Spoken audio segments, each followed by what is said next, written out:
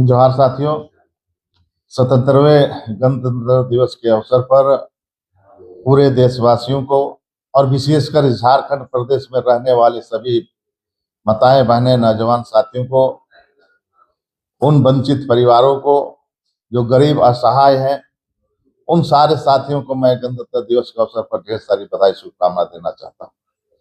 साथ ही साथ बाबा भीमराव अंबेडकर के द्वारा जो संविधान दिया गया है, बनाया गया है, उन संविधान की आत्मरक्षा के लिए हम लोग कृत संकल्प हो और भारत की एकता अखंडता को बचाने के लिए हम लोग हमेशा तत्पर रहे और जो शक्तियां बाबा भीमराव अम्बेडकर जी ने दिया है, जो प्रदत्त शक्तियां दी है, उसका निर्वहन करते हुए उनका रक्षा करने का काम हम सब भारतीय करें। जोहार।